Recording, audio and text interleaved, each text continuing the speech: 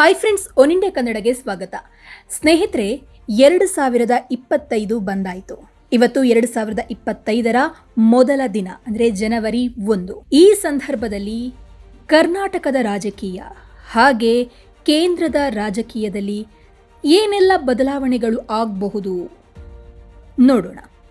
ಸ್ನೇಹಿತರೆ, ಕರ್ನಾಟಕದ ರಾಜಕೀಯವನ್ನು ಮೊದಲಿಗೆ ನೋಡೋದಾದರೆ, ಕರ್ನಾಟಕದ ಬಿಜೆಪಿಯಲ್ಲಿ ರಾಜ್ಯಾಧ್ಯಕ್ಷ ಪಟ್ಟವನ್ನು ಅಲಂಕರಿಸಿರುವಂತಹ ವಿಜಯೇಂದ್ರ ಅವರ ಅವಧಿ ಸದ್ಯದಲ್ಲಿಯೇ ಮುಕ್ತಾಯವಾಗುತ್ತಾ ಅನ್ನುವಂತಹ ಪ್ರಶ್ನೆಗಳು ಕಾಡ್ತಾ ಇದೆ. ಬಿಜೆಪಿಯ ರಾಜ್ಯಾಧ್ಯಕ್ಷರ ಒಂದು ಪಟ್ಟದ ಮೇಲೆ ಯಾರಿಗೆಲ್ಲ ಕಣ್ಣಿದೆ?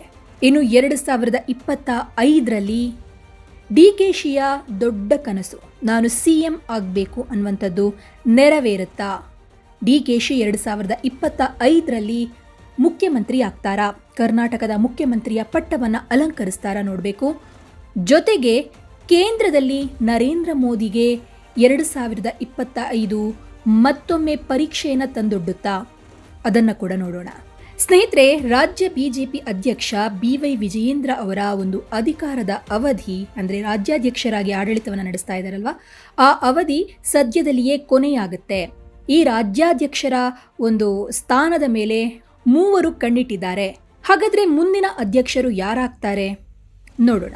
ಸ್ನೇಹಿತರೆ, ವಿಜಯೇಂದ್ರ ಅವರು ತಮ್ಮ ರಾಜ್ಯಾಧ್ಯಕ್ಷರ ಅವಧಿಯನ್ನು ವಿಸ್ತರಿಸಲಿಕ್ಕೆ ಬಯಸ್ತಾ ಇದ್ದಾರೆ. ಆದರೆ ಅವ್ರ ಮೇಲೆ ಕೆಲವು ನಾಯಕರು ಈಗಾಗಲೇ ಬಂಡಾಯ ಎದ್ದಿದ್ದಾರೆ. ನಿಮಗೆ ಗೊತ್ತಿರಬಹುದು, 2024ರಲ್ಲಿ ಯತ್ನಾಳ್ ಅವರು ಬೇರೆ ಬೇರೆ ವಿಷಯಗಳಿಗೆ ಬಹಳಷ್ಟು ಕೋಪಗೊಂಡಿದ್ರು. ಅದರಲ್ಲೂ ಕೂಡ BY ವಿಜಯೇಂದ್ರ ಅವರು ರಾಜ್ಯಾಧ್ಯಕ್ಷರಾದ ನಂತರ ಕುಟುಂಬ ರಾಜಕಾರಣವನ್ನು ಮಾಡ್ತಾ ಇದ್ದಾರೆ, ಅಡ್ಜಸ್ಟ್ಮೆಂಟ್ ರಾಜಕೀಯವನ್ನು ಮಾಡ್ತಾ ಇದ್ದಾರೆ. ಚನ್ನಪಟ್ಟಣದಲ್ಲಿ ಈ ಬಾರಿ ನಿಖಿಲ್ ಕುಮಾರಸ್ವಾಮಿ ಸೋಲಿಕೆ BY ವಿಜಯೇಂದ್ರ ಅವರೇ ಕಾರಣ ಅಂತ ಹೇಳಿ ಒಂದರ ಮೇಲೆ ಒಂದು ಆರೋಪಗಳನ್ನು ಹೊರಿಸ್ತಾ ಇದ್ರು. ಹೀಗಾಗಿ ಮತ್ತೆ ಅವರನ್ನೇ ಮುಂದುವರೆಸಿದ್ರೆ ಯತ್ನಾಳ್ ಸೇರಿ ಅನೇಕ ನಾಯಕರ ಆಕ್ರೋಶ ಹೆಚ್ಚಾಗೋದು ಖಂಡಿತ. ಈ ಹಿನ್ನೆಲೆಯಲ್ಲಿ ವಿಜಯೇಂದ್ರ ವಿಚಾರದಲ್ಲಿ ಹೈಕಮಾಂಡ್ ಒಂದು ರೀತಿಯಲ್ಲಿ ಬಹಳ ಯೋಚಿಸಿ ಅಳೆದು ತೂಗಿ ಹೆಜ್ಜೆಯನ್ನು ಇಡಬೇಕಾಗತ್ತೆ. ಆದರೆ ಅಷ್ಟು ಸುಲಭವಾಗಿ ರಾಜ್ಯ ಬಿಜೆಪಿಯ ಚುಕ್ಕಾಣಿ ಅಂದರೆ ರಾಜ್ಯ ಬಿಜೆಪಿಯ ಮೇಲಿರುವಂತಹ ಹಿಡಿತ ತಮ್ಮ ಕೈ ತಪ್ಪಿ ಹೋಗಲಿಕ್ಕೆ BS ಯಡಿಯೂರಪ್ಪ ಅವರು ಬಿಡಲ್ಲ ಅನ್ನೋದು ಕೂಡ ಈ ಸಂದರ್ಭದಲ್ಲಿ ನಾವು ಯೋಚಿಸಬೇಕು. ಯಾಕಂತ ಹೇಳಿದ್ರೆ ಯಡಿಯೂರಪ್ಪನವರಿಗೆ ಆ ರೀತಿಯಾದಂತಹ ಒಂದು ಹಿಡಿತ ಇದೆ. ಇನ್ನು ಒಂದು ವೇಳೆ ವಿಜಯೇಂದ್ರಗೆ 2ನೇ ಅವಧಿಗೆ ಅಧ್ಯಕ್ಷ ಪಟ್ಟ ವಿಸ್ತರಣೆ ಮಾಡಲಿಕ್ಕೆ ಹೈಕಮಾಂಡ್ ಒಪ್ಪದೇ ಇದ್ರೆ ಆ ಸ್ಥಾನಕ್ಕೆ ಯಾರು ಬರಬಹುದು? ಬಸವರಾಜ ಬೊಮ್ಮಾಯಿ ಅವರನ್ನ ಆ ಪಟ್ಟಕ್ಕೆ ಏರಿಸಲಿಕ್ಕೆ ಯಡಿಯೂರಪ್ಪ ಹೈಕಮಾಂಡ್ ಮನ ಒಲಿಸಲಿದ್ದಾರೆ. ಬೊಮ್ಮಾಯಿ ತಮ್ಮ ಆಪ್ತ ಬಳಗದಲ್ಲಿರುವ ಕಾರಣ ಅವರು ಅಧ್ಯಕ್ಷರಾದ್ರು. ಬಿಜೆಪಿಯ ಮೇಲೆ ಹಿಡಿತ ಯಡಿಯೂರಪ್ಪ ಅವರ ಕೈಯಲ್ಲಿಯೇ ಅಂದ್ರೆ BY ವಿಜಯೇಂದ್ರ ಅವರ ಕೈಯಲ್ಲೇ ಇರುತ್ತೆ ಅನ್ನೋದು ಅವರ ಲೆಕ್ಕಾಚಾರ. ಈ ಕಾರಣಕ್ಕೆ ಈಗಾಗಲೇ ಗುಪ್ತವಾಗಿ ಬೊಮ್ಮಾಯಿ ಜೊತೆಗೆ ಮಾತುಕತೆ ಕೂಡ ನಡೆಸಲಾಗ್ತಾ ಇದೆ ಅನ್ನುವಂತಹ ಗುಸುಗುಸು ಇದೀಗ ರಾಜಕೀಯ ವಲಯದಲ್ಲಿ ಕೇಳಿ ಬರ್ತಾ ಇದೆ. ಇನ್ನು ಒಂದು ವೇಳೆ ಬೊಮ್ಮಾಯಿ ನನಗೆ ಅಧಿಕಾರ ಬೇಡ ಅಂತ ಒಂದು ವೇಳೆ ಹೇಳಿದ್ರು ಅಂತಾದರೆ, ಅಥವಾ ಹೈಕಮಾಂಡ್ಗೆ ಬೊಮ್ಮಾಯಿ ಬೇಡ ಅಂತ ಅನಿಸಿದ್ರೆ ನೆಕ್ಸ್ಟ್ ಯಾರಿಗೆ ಅಧ್ಯಕ್ಷಗಿರಿಯನ್ನು ಕೊಡಬಹುದು? ಹಾಗಾದರೆ ಶೋಭಾ ಕರಂದ್ಲಾಜೆ ಅವರ ಹೆಸರು ಕೂಡ ಕೇಳಿ ಬರ್ತಾ ಇದೆ. ಒಂದು ವೇಳೆ ಬೊಮ್ಮಾಯಿ ಅಲ್ಲದಿದ್ರೆ ನೀವು ಶೋಭಾ ಅವರಿಗೆ ರಾಜ್ಯ ಬಿಜೆಪಿಯ ಅಧ್ಯಕ್ಷ ಪಟ್ಟವನ್ನು, ರಾಜ್ಯಾಧ್ಯಕ್ಷರ ಪಟ್ಟವನ್ನು ನೀವು ಕೊಡಲೇಬೇಕಾಗುತ್ತೆ ಅಂತ ಹೇಳಿ ಏನಾದರೂ ಯಡಿಯೂರಪ್ಪ ಡಿಮ್ಯಾಂಡ್ ಮಾಡಬಹುದು, ಪ್ರೆಷರನ್ನು ಹಾಕಬಹುದು ಅಂತಲೂ ಹೇಳಲಾಗ್ತಾ ಇದೆ. ಇನ್ನು ಶೋಭಾಗೆ ಅಂದರೆ ಶೋಭಾ ಕರಂದ್ಲಾಜೆ ಅವರಿಗೆ ಎಲ್ಲ ನಾಯಕರ ಜೊತೆಗೆ ಒಳ್ಳೆಯ ಸಂಬಂಧ ಇದೆ. ಹೀಗಾಗಿ ಅವರನ್ನು ಆಯ್ಕೆ ಮಾಡಿದ್ರೆ ಯಾರೂ ವಿರೋಧಿಸಲ್ಲ ಎನ್ನುವಂತಹ ಲೆಕ್ಕಾಚಾರ ಕೂಡ ಇದೆ. ಜೊತೆಗೆ ಅವರಿಗೆ ಒಂದು ರೀತಿಯಲ್ಲಿ ತಟಸ್ಥ ನಾಯಕರ ಬೆಂಬಲ ಕೂಡ ಇದೆ. ಒಟ್ನಲ್ಲಿ ಸದ್ಯದಲ್ಲಿಯೇ ಹೊಸ ನಾಯಕನ ಆಯ್ಕೆಯ ಬಗ್ಗೆ ಅಧಿಕೃತ ತೀರ್ಮಾನ ಹೊರ ಬೀಳುತ್ತೆ ಅಂತ ಹೇಳಿ ಇದೀಗ ಹೇಳಲಾಗ್ತಾ ಇದೆ. ಇನ್ನು ಸ್ನೇಹಿತರೆ, BY ವಿಜಯೇಂದ್ರ ಅವರ ಬಗ್ಗೆ CT ರವಿ ಅವ್ರ ಕೇಸ್ ಆಯ್ತಲ್ವಾ, ಆ ಸಂದರ್ಭದಲ್ಲಿ ಅವರ ಒಂದು ನಾಯಕತ್ವ ಹಾಗೆ ಅವರು CT ರವಿ ಅವರ ಬೆನ್ನಿಗೆ ನಿಂತಿದ್ದು, ಎಲ್ಲ ನಾಯಕರನ್ನ ಒಟ್ಟುಗೂಡಿಸಿ ಪ್ರತಿಭಟನೆಯನ್ನು ಮಾಡಿದ್ದು, ಇದೆಲ್ಲವನ್ನು ನೋಡ್ತಾ ಇದ್ದಾಗ ವಿಜಯೇಂದ್ರ ಅವರ ನಾಯಕತ್ವವನ್ನು BJಪಿಯ ಕೆಲವು ರೆಬಲ್ಸ್ಗಳಿದ್ರಲ್ವಾ, ಅಂದರೆ ನಮಗೆ ಇವರು ರಾಜ್ಯಾಧ್ಯಕ್ಷ ಬೇಡ ಅಂತ ಹೇಳ್ತಾ ಇದ್ದವರು, ಅವರು ಒಪ್ಕೊಂಡು ಬಿಟ್ಟಿದ್ದಾರೆ ಅಂತ ಹೇಳಿ ಅನಿಸ್ತಾ ಇತ್ತು. ಆದರೆ ಈಗ ಸದ್ಯದ ಬೆಳವಣಿಗೆ ನೋಡಿದ್ರೆ BY ವಿಜಯೇಂದ್ರ ಅವರ ರಾಜ್ಯಾಧ್ಯಕ್ಷ ಪಟ್ಟ ಅಥವಾ ರಾಜ್ಯಾಧ್ಯಕ್ಷದ ಒಂದು ಅವಧಿ ಮುಗಿಯುವಂತಹ ಲಕ್ಷಣಗಳು ಕಾಣಿಸ್ತಾ ಇದೆ. ಆದರೆ ನೆಕ್ಸ್ಟ್ ಯಾರಾಗ್ತಾರೆ ಅನ್ನುವಂತಹ ಪ್ರಶ್ನೆಗಳು ಕೂಡ ಇದೇ ಸಂದರ್ಭದಲ್ಲಿ ಉದ್ಭವವಾಗುತ್ತೆ. ಇದು BJPಯ ಒಂದು ಏನಂತ ಹೇಳಿದರೆ 2025 ಹೊಸ್ತಿಲಲ್ಲಿ ಆಗಿರುವಂತಹ ಬೆಳವಣಿಗೆ. ಇನ್ನು ಕಾಂಗ್ರೆಸ್ನ ಬೆಳವಣಿಗೆಯನ್ನು ನೋಡೋದಾದರೆ, ಕಾಂಗ್ರೆಸ್ನಲ್ಲಿ 2025 ಒಂದು ರೀತಿಯಲ್ಲಿ DK ಶಿವಕುಮಾರ್ ಹಾಗೆ ಸಿದ್ದರಾಮಯ್ಯ ಇವರಿಬ್ಬರಿಗೂ ಕೂಡ ಒಂದು ರೀತಿಯಲ್ಲಿ ಅಗ್ನಿ ಪರೀಕ್ಷೆ ಅಂತಲೇ ಹೇಳಬಹುದು. ಯಾಕೆ ಅಂತ ಹೇಳಿದ್ರೆ, DK ಶಿವಕುಮಾರ್ ಅವರಿಗೆ ಇರುವಂತಹ ದೊಡ್ಡ ಆಸೆ ತಾನು CM ಆಗಬೇಕು ಅಂತ ಹೇಳಿ. ಹಾಗಾಗಿ ಕರ್ನಾಟಕದಲ್ಲಿ ಯಾವಾಗ ಕಾಂಗ್ರೆಸ್ ಅಧಿಕಾರವನ್ನು ವಹಿಸ್ತೋ, ಯಾವಾಗ CM ಸ್ಥಾನವನ್ನು ಸಿದ್ದರಾಮಯ್ಯ ಅವರು ಅಲಂಕರಿಸಿದ್ರು, ಆಗಿನಿಂದಲೂ ಕೂಡ DK ಶಿವಕುಮಾರ್ ಹಾಗೆ ಸಿದ್ದರಾಮಯ್ಯ ನಡುವೆ ಕುರ್ಚಿಗಾಗಿ ಜಗಳ ಇದೆ, ಅವರ ಮಧ್ಯೆ ಒಂದು ರೀತಿಯಲ್ಲಿ ಮುಸುಕಿನ ಗುದ್ದಾಟ ಇದೆ ಅಂತ ಹೇಳಲಾಗ್ತಾ ಇತ್ತು.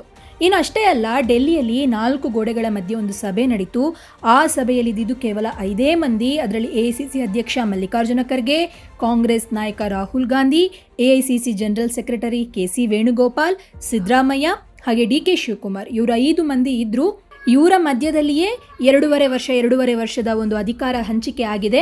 ಅದರಂತೆ ಏನಾದರೂ ಆಯಿತು ಅಂದರೆ ಈ ವರ್ಷ ಸಿದ್ದರಾಮಯ್ಯ DK ಶಿವಕುಮಾರ್ ಅವರಿಗೆ ಕುರ್ಚಿಯನ್ನು ಬಿಟ್ಕೊಡ್ಬೇಕಾಗುತ್ತೆ. ಹಾಗಾದರೆ ಏನಾದರೂ ಈ ಒಂದು ಸೂತ್ರ ವರ್ಕೌಟ್ ಆಯಿತು ಅಂದರೆ, ವರ್ಕೌಟ್ ಆಗೋದಕ್ಕಿಂತ ಏನಾದರೂ ನಿಜ ಆಯಿತು ಅಂತ ಅಂದರೆ, ಈ ಸಲ 2025ರಲ್ಲಿ DK ಶಿವಕುಮಾರ್ ಅವರು ಕರ್ನಾಟಕದ CM ಆಗುವಂತಹ ಸಾಧ್ಯತೆಗಳಿದೆ. ಹಾಗಾಗಿ 2025 ಇದೆಯಲ್ವಾ, ಇದು DK ಶಿವಕುಮಾರ್ ಹಾಗೆ ಸಿದ್ದರಾಮಯ್ಯ ಅವರ ಪಾಲಿಗೆ ಬಹಳ ಒಂದು ಮಹತ್ವದ ವರ್ಷ ಅಂತಲೇ ಹೇಳಬಹುದು. ಇನ್ನು ಕೇಂದ್ರದಲ್ಲಿ ನರೇಂದ್ರ ಮೋದಿ ಅವರಿಗೂ ಕೂಡ ಈ ವರ್ಷ ಒಂದು ರೀತಿಯಲ್ಲಿ ಸವಾಲಿನಿಂದ ಕೂಡಿರುತ್ತೆ ಅಂತಲೇ ಹೇಳಲಾಗ್ತಾ ಇದೆ. ಯಾಕಂತ ಹೇಳಿದ್ರೆ, 2024ರಲ್ಲಿ ಭಾರತೀಯ ಜನತಾ ಪಕ್ಷ BJP ಅನೇಕ ಸವಾಲುಗಳನ್ನು ಎದುರಿಸ್ತು, ಅನೇಕ ಎಲೆಕ್ಷನ್ಗಳನ್ನು ಎದುರಿಸಿ ಗೆಲುವಿನ ನಗೆಯನ್ನು ಬೀರ್ತು. ಕರ್ನಾಟಕದಲ್ಲಿ BJPಗೆ ಒಂದು ರೀತಿಯಲ್ಲಿ ಈ ಬೈ ಎಲೆಕ್ಷನಲ್ಲಿ ಅಂದರೆ ಒಂದು ಸ್ವಲ್ಪ ನೋವಾಯಿತು. ನೋವು ಅನ್ನೋದಕ್ಕಿಂತ ಅಂದುಕೊಂಡಷ್ಟು ಗೆಲುವು ಆಗಲಿಲ್ಲ. ಆದರೆ ಅದರ ಹೊರತುಪಡಿಸಿ ಲೋಕಸಭಾ ಎಲೆಕ್ಷನಲ್ಲಿ BJP ಉತ್ತಮ ಪ್ರದರ್ಶನವನ್ನು ಮಾಡಿದೆ. ಇನ್ನು 2024ರಲ್ಲಿಯೇ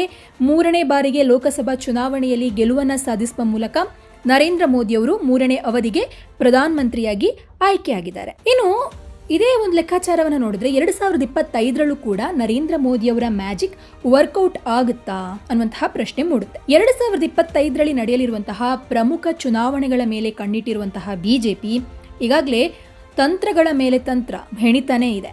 ಅಧಿಕಾರದ ಚುಕ್ಕಾಣಿಯನ್ನು ಹಿಡಿಲಿಕ್ಕೆ ಪ್ಲಾನ್ ಮಾಡ್ತಾನೇ ಇದೆ.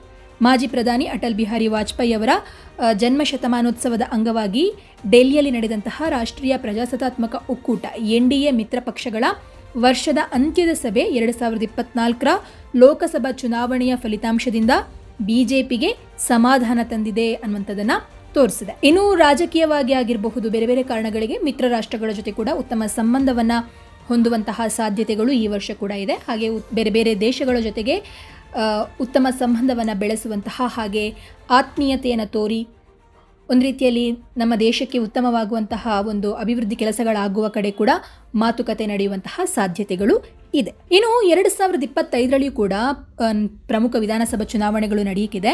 ಈ ಸಂದರ್ಭದಲ್ಲಿ 3 ಪ್ರಮುಖ ರಾಜಕೀಯ ಬ್ರ್ಯಾಂಡ್ಗಳಾಗಿರುವಂತಹ ನರೇಂದ್ರ ಮೋದಿ, ನಿತೀಶ್ ಕುಮಾರ್ ಮತ್ತು ಅರವಿಂದ್ ಕೇಜ್ರಿವಾಲ್ ಅವರಿಗೆ ಒಂದು ರೀತಿಯಲ್ಲಿ ಪರೀಕ್ಷೆ ಅಂತಲೇ ಹೇಳಬಹುದು.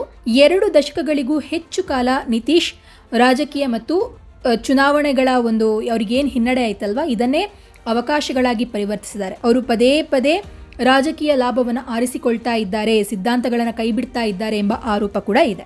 ಇನ್ನು 2025ರ ಅಕ್ಟೋಬರ್-ನವೆಂಬರ್ನಲ್ಲಿ ನಡೆಯಲಿರುವಂತಹ ಬಿಹಾರದ ವಿಧಾನಸಭಾ ಚುನಾವಣೆ ನಿತೀಶ್ಗೆ ದೊಡ್ಡ ಪರೀಕ್ಷೆಯಾಗಿದೆ. ಬಿಹಾರದ ಮುಖ್ಯಮಂತ್ರಿಯಾಗಲಿಕ್ಕೆ ಬಹಳ ದಿನಗಳಿಂದ ಕಾಯ್ತಾ ಇರುವ ತೇಜಸ್ವಿ ಯಾದವ್ ಅವರ ರಾಜಕೀಯ ಸಾಮರ್ಥ್ಯವನ್ನು ಕೂಡ ಈ ಚುನಾವಣೆ ಪರೀಕ್ಷಿಸುತ್ತೆ ಅಂತಲೇ ಹೇಳಬಹುದು. ಒಟ್ಟಿನಲ್ಲಿ 2025 ಕೂಡ ರಾಜಕೀಯದ ಪಾಲಿಗೆ ಅಷ್ಟೇನು ಈಸಿ ಅಲ್ಲ ಅಂತಲೇ ಹೇಳಬಹುದು. ಅನೇಕ ಸವಾಲುಗಳು ಕೂಡ ಇದೆ. ಹಾಗೆ ಯಾಕಂದರೆ ಈ ಬಾರಿ ಬೇರೆ ಬೇರೆ ವಿಧಾನಸಭಾ ಎಲೆಕ್ಷನ್ಗಳು ನಡೆಯುವ ಕಾರಣ ಒಂದು ರೀತಿಯಲ್ಲಿ BJP, ಕಾಂಗ್ರೆಸ್, AAP ಹಾಗೆ BJPಯ ಮಿತ್ರ ಪಕ್ಷಗಳು ಇವರೆಲ್ಲರಿಗೂ ಕೂಡ ಒಂದು ರೀತಿಯಲ್ಲಿ ಸವಾಲನ್ನೇ ಉಂಟು ಮಾಡುತ್ತೆ. ಒಟ್ಟಿನಲ್ಲಿ 2025ರಲ್ಲಿ ಏನೆಲ್ಲ ಬೆಳವಣಿಗೆಗಳಾಗಬಹುದು ಅನ್ನೋದರ ಒಂದು ಚಿಕ್ಕ ಹಿಂಟನ್ನು ಕೊಟ್ಟಿದ್ದೀವಿ. ನೋಡೋಣ ಮುಂದಿನ ದಿನಗಳಲ್ಲಿ ಇದು ಯಾವ ರೀತಿಯ ಬೆಳವಣಿಗೆಗಳನ್ನು ಕಾಣುತ್ತೆ, ಜೊತೆಗೆ ಎಷ್ಟು ರಾಜಕೀಯವಾಗಿ ಡೆವಲಪ್ಮೆಂಟ್ಸ್ಗಳಾಗುತ್ತೆ ಅನ್ನೋದನ್ನು ನಾವು ನಿಮಗೆ ಆಗಾಗ ವರದಿಗಳನ್ನು ಮಾಡೋದ್ರ ಮೂಲಕ ತಿಳಿಸಿಕೊಡ್ತೇವೆ. ಧನ್ಯವಾದ.